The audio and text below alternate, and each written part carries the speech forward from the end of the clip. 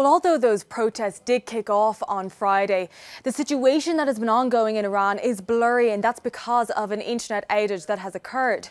Now, we in the Cube, we often connect with people who are on the ground in certain countries to understand an ongoing situation, but we can't do that in Iran. So we've been using tools that are readily available on the internet to understand the connectivity. One of those is run by Oracle, and it's called the Internet Intel Map, and it can tell you the connectivity in a certain country, this coming from Iran.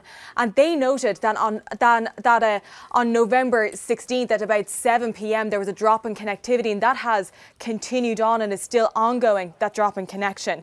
Now, Doug Maidry of the Internet Intel Group of Oracle, he commented, he said that this was something that he hadn't seen before, saying that this was arguably the largest ever event for Iran when it comes to internet dropping. But also NetBlocks, they monitor connectivity. They also commented saying that the national connectivity remains at just 5% of normal levels. But also Cloudflare, they noted their own data, and they said that it shut down progressively by service providers on November 16th. But there have been people commenting in the UN, the likes of David Kane. He said that this was impeding on people's human rights to connection, but also information. And we've been speaking to Iranian Americans, including Sina Tusi, and he said Iranians can't get in touch with people at home. Let's just take a listen.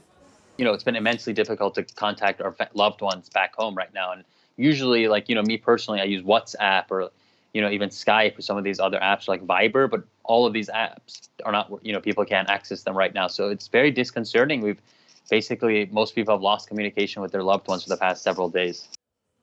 But one of the key questions is how such a mass internet outage could even occur. And people like Amir Rashidi, he's a researcher in this area. He points to two reasons, one of which is a reliance on national infrastructure rather than private companies, but also US sanctions. This is what he told us.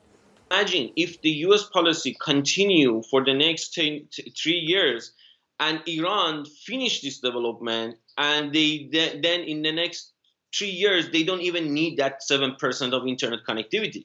They can shut it down completely, and we have absolutely zero access. We would have absolutely zero access to inside the country. As for what has occurred over the last couple of days in Iran, that will be clearer when the internet comes back.